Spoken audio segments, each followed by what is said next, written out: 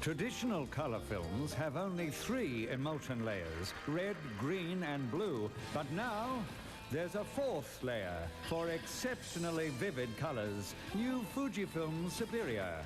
With Reala technology, discover the 4th color layer advantage.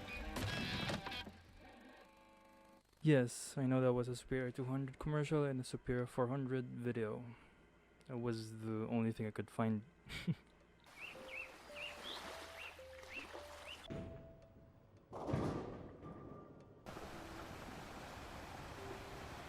So welcome back to another video where I basically just show you old photos because I think Instagram isn't really enough. Plus it's quarantine and I can't really do anything. So hope you enjoy. So before I became the film that I am, I came across a hurdle. I asked myself, what film stock do I use and what's the meaning of these ISO 100, 200, 400 all the way to 3200. So I did my research prior to buying my first film camera, the Nikon FE10, and found that there were a multitude of ISOs to choose from. So back then, I think the only thing that I knew was from ISO 100 to ISO 3200. I learned that ISO 200 and below are best for those like really bright settings and outdoorsy types.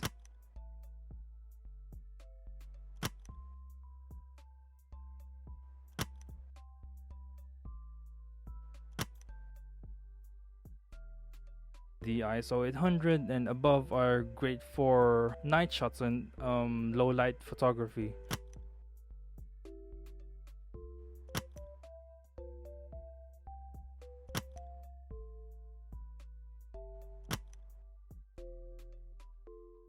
And then finally there was the ISO 400, the most versatile ISO for a beginner in my opinion.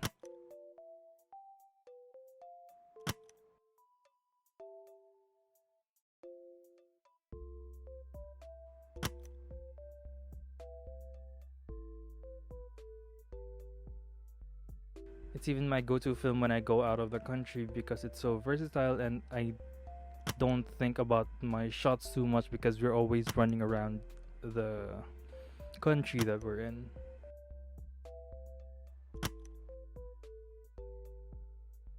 So the ISO 400 that I came across and that I used for the very first time was the Fujifilm Superia Extra 400 with 36 exposures. So I remember getting this fresh film stock from the seller back when it was dirt cheap, and I was so nervous as hell loading it because I was in a car and I tried immediately to shoot the very first exposure of what is now a very deep rabbit hole. Anyway, here are my shots from that very first roll.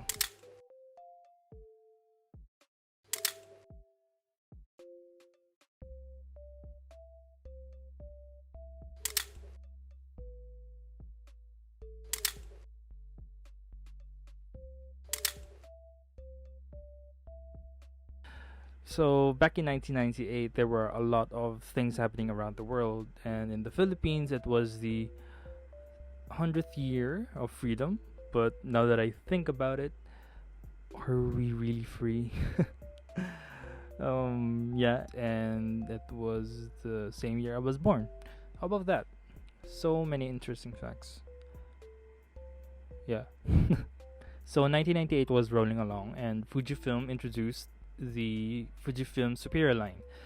This was a daylight balanced color negative film that was and still is primarily aimed at a consumer level. It was intended to replace the previous Super G Plus film stocks. I'm not really sure as to why they did that, but I would love to try it, and if you guys have any Super G lying around, even expired, I would love to try them. So since the introductions of the stocks, there has been many iterations from Superia 100 to 1600. which I wish I tried, and I wish there still was. Maybe expired. Hit me up. And they even had this Superia Reality. 100, which, and I'm quoting from the Fujifilm website here, a premium ISO 100 speed emulsion delivering exceptional color and accuracy, the finest, smoothest grain, and the best sharpness in all Superia film. They even have medium format of these things, but only in the ISO 100 and 400 variant of the Superia lineup, which I wish they still made too. Although weirdly enough, Superia 400 also had a Superia Extra 400, and based amongst some blogs from 2016, the only difference between these two were that the Extra 400 had some new emulsion, the fourth layer. I don't know, the Superia lineup was meant to have the fourth layer, which is kind of weird that some dude from a blog is expressing that the Superia 400 didn't have that fourth layer while the Extra 400 had. But to the best of my abilities, I couldn't find a single photo of a roll of Superia 400 for the 35mm variant. I don't know, maybe it's a typographical error. So during the 2000s, while I was busy watching Ed, Edd n Eddy and Bear in the Big Blue House while eating some bomb-ass tricks, the film users had an immense decline that stocks over at Fuji just got yeeted out, and thus leaving us with unexpired versions of them. So by mid-2019, the Superia product line had been consolidated into two films. The Superia Extra 400, which was distributed outside of Japan, and the Superia Premium 400, which was distributed in Japan only. So you might be asking to yourself, what the is the difference between the Extra 400 and the Premium 400? So the only difference between the Premium 400 and the Extra 400 is that the Premium 400 is advertised in Japan as it reproduced lively and beautiful skin colors of Japan. I am quoting that from a Japanese website from Japan. But saying this, it really looks great on like everyone, really. It's basically the Extra 400 without the science sensitive layer. So if you like to take portraits, I suggest you take the Premium 400. So now let's get on with the features of the Extra 400. So the key feature of the Superia 400, or really the Superia lineup except for the Premium 400, was that there was a fourth layer, the science sensitive layer. So this was designed to provide improved color reproduction under fluorescent lighting. Sad to say that Japanese data sheets that were revised last 2007 indicated that the fourth layer, the science sensitive layer, was dropped. Anyway, here are the features of the Superia Extra 400. The following came from their product information bulletin. So the first one is excellent grain quality, a fine grain for high-speed film, providing no loss of image quality. This is somewhat true in my experience, because in some photos I'd actually have little to no evidence that grain ever existed on that photo. Even in low light, actually, it doesn't lose details. Given that it is grainy, you could still see the details, and I would like to mind you that all of the rolls that were shown here were fresh as Next one is the high speed and wide exposure latitude. High sensitivity that allows image to be captured even under insufficient light conditions. As for the wide latitude exposure, it's basically the tolerance for under and overexposing your film stock without excessive loss of quality. So it is claimed to make the film more forgiving for exposure errors, which is really great if you're looking for a beginner stock for beginners. Yeah, I was told that the ISO 400 is a really great ISO for beginners because, well, I just said it. It has that wide tolerance. I mean, I like shooting ISO 400 because I get that option of a higher shutter speed for moving objects without really sacrificing details. I mean, I think I've grown fond of shooting Extra 400 in relatively low light settings just because it gives that character, especially in portraits. And I mean, I know I'm a photographer when it comes to portraits.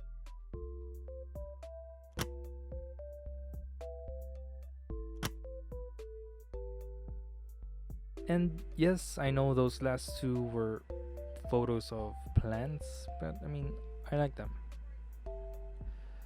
Next is the excellent skin color reproduction. Smooth, beautiful, and naturally depicted skin tones. I mean, I don't really shoot people that much to justify this, but I guess apart from a few shots, I mean, I don't really know. But nevertheless, I did shoot some people, including myself, with the Extra 400, and since it's the most loaded stock on my camera, say it did a really good job reproducing skin color, unlike the Loma 400 that I used, which was pretty vibrant, or pretty warm, I should say. I don't know, maybe because Lomo stocks are just cut from a Kodak Master Roll, which I don't know what Master Roll to. I mean, if Jason doesn't know, I mean, how the should I know? Next is excellent sharpness. Extremely sharp depiction of all aspects of the subjects, from overall form to texture details. Details. So you would notice that some of my shots during this video were, for lack of a better term, soft. I guess the sharpness of the stock really is debatable. It really depends on what lens you're using, because for example, some of my shots were taken from a Nikon FE10 with a 35 to 70mm lens, while some of the shots from my favorite child, the Nikon SP, were sharper than my nipples on a cold day.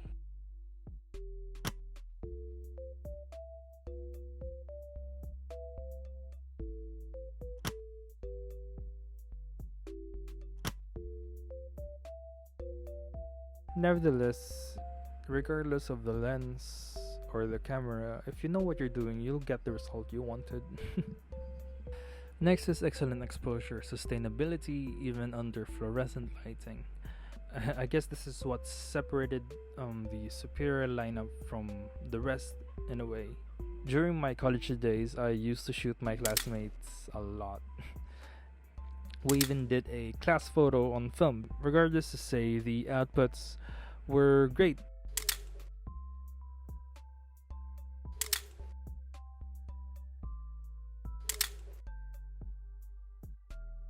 I actually like shooting the Extra 400 at night because yes, I know that it's rated high enough for night photography, but I don't really have to worry about too much grain drowning the photo.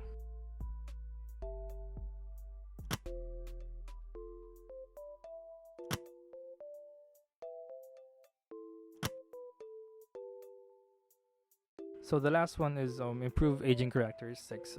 Aging characteristics have been improved to help extend the shelf life of the Superia Extra 400. From what you may ask, I have absolutely no idea. But I can't really comment on this properly because the last time I tested a really expired roll of Extra 400, everything was green. I was using my point and shoot. Yes, I bought a point and shoot, the Konica Genba, and at the time it was a bad decision because for one, I knew that it won't compensate for the year's loss due to the 2009 expiration, so I should have compensated it to 200 instead of doing it at box speed 400. But I'm kind of torn about it because I think it wouldn't have much effect seeing how green it is. But needless to say, I did try to save it. That's the thing with expired films. It's like you never know what you're going to get. But that's kind of the fun of it too, is that you'd never know what you're going to get. Plus, has anyone noticed that Fujifilm stocks have this greenish hue while Kodak stocks have a warm hue on them? Huh? Just me? So the Extra 400 was and still marketed as a all-condition consumer film, competing with Kodak's Ultramax 400, which I've only actually shoot in expired, believe it or not.